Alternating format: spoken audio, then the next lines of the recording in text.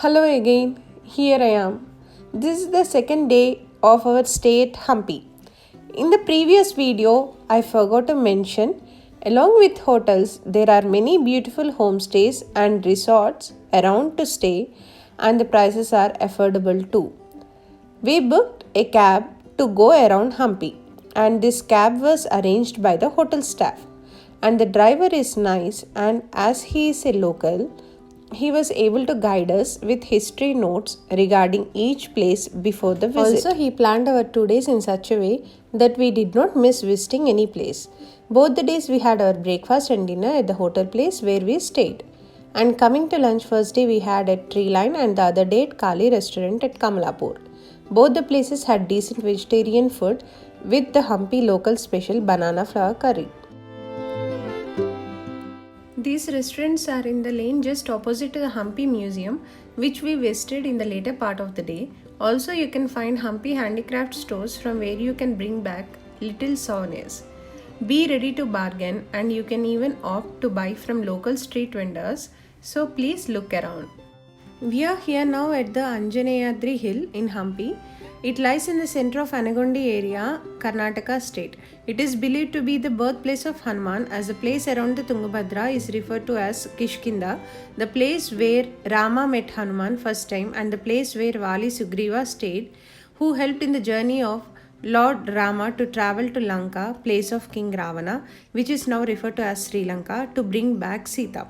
Also around this Tungabhadra river, you can see Rishyamukha Parvata, reference from Ramayana where Sugriva and Vali fought. In fact, there are different opinions on the birthplace of Hanuman. Swami Gopalananda Baba claims that Hanuman's birthplace is in present Jharkhand, and some suggest that Gokarna is his birthplace, and Dr. Annadanam Chidambar Sastry recently published that Anjanadri Hill at Tirumala is birthplace of Hanuman after years of research. We are at the top of Anjaneyadri Hill after climbing 575 steps. The scenic view of the Tungabhadra river flowing between the rocks and mountains is awesome. There are idols of Lord Hanuman, Lord Rama, Sita, Lakshmana. And also we can find Anjana Devi's idol, mother of Hanuman. Here we can find a sample of rock which was used for building up the Ramasetu bridge. It weighs up to 25 kgs and still it floats in the water. Now we started again going down the hill.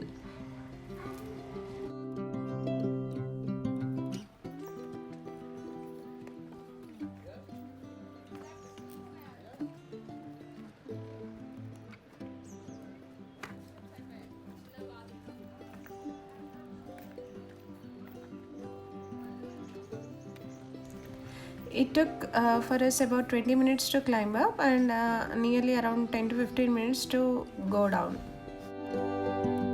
And most of the places have fresh coconut water stands, cut cucumbers, bananas, watermelons, gooseberries, nuts, palm fruits. So try to have them in between your long walks, which are obviously a healthier option, also economical, and these can keep yourself hydrated and energetic throughout your trip.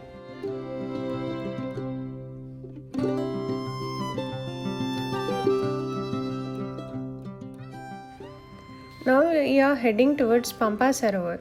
According to Hindu theology, there are 5 sacred lakes collectively called Panch Sarovar, Manas Sarovar, Bindu Sarovar, Narayan Sarovar, Pampa Sarovar and Pushkar Sarovar.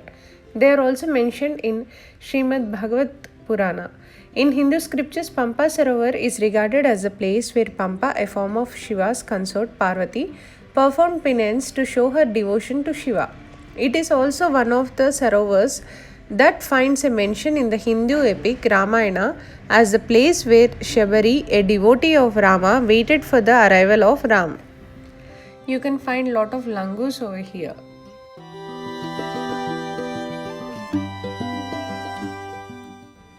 Now we are heading towards Durga Devi temple. It is believed that the Vijayanagara kings used to pray here before every battle. Then they went to the Pampa Sarovar and the Lakshmi temple there. Now we climb further to see an ancient entrance to the Anigondi fort, the ruins of a palace and tombs. This is the place where we can find Lord Ganesha's statue in standing posture with 10 hands and Hanuman's statue in sitting meditation posture, which are both rare to find.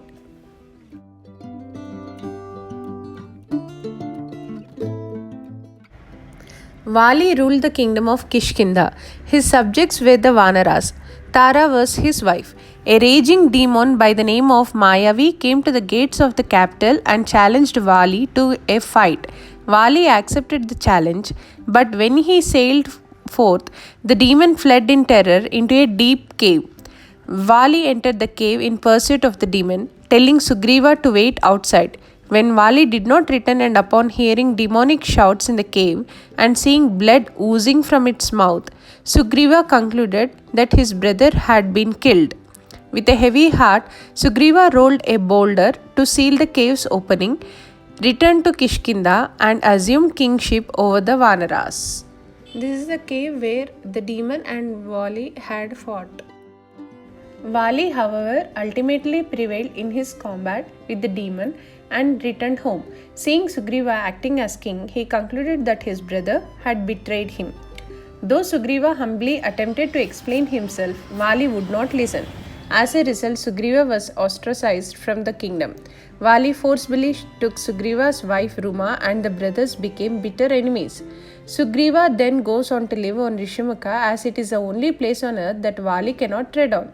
Vali was previously cursed by sage Matanga and hence cannot lay a foot on this piece of land. Doing so would cause his death. Later, Rama helped Sugriva in winning over Vali. Now we are at this temple where we can see Lord Narayana in the form of Matsya Avatara. Here now we are at Hampi Museum. There is an entry ticket.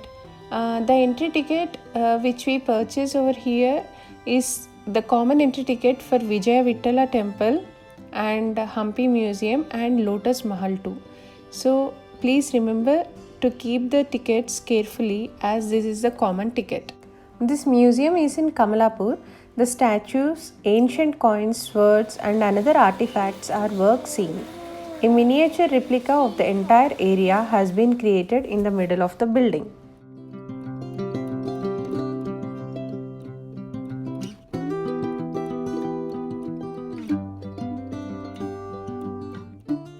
Next we headed towards Anantasayana temple.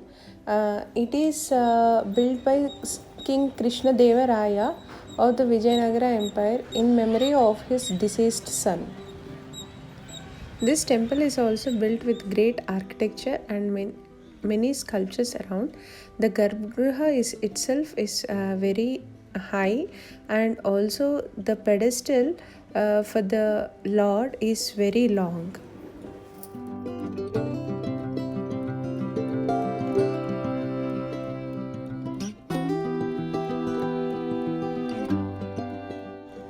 Now we are here at Tungabhadra Dam. The dam itself, built in 1953, serves as a major source of irrigation, electricity generation and flood control.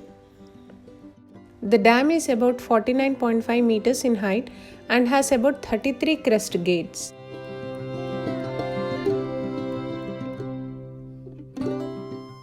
We came to know from the local that there were buses to go to the top of the dam earlier. Currently there are no buses and it's a walk for about 1 to 2 kilometers. We planned this as the last spot of our trip. Climb to the top for a beautiful view. We planned to stay here for the sunset view and it was wonderful.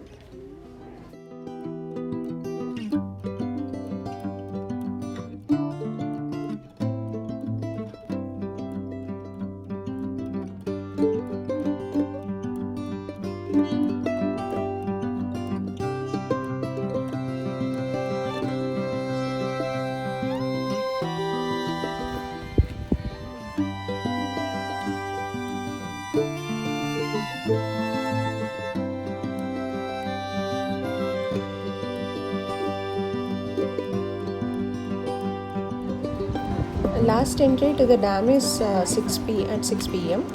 If you plan carefully and have more time, you can visit the gardens after getting down from the dam. There are multiple gardens around, and they have musical fountain shows too. You can plan accordingly.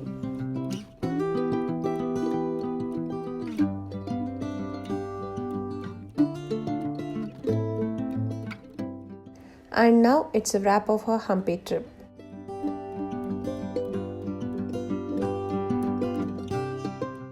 Every sunset brings the promise of a new dawn.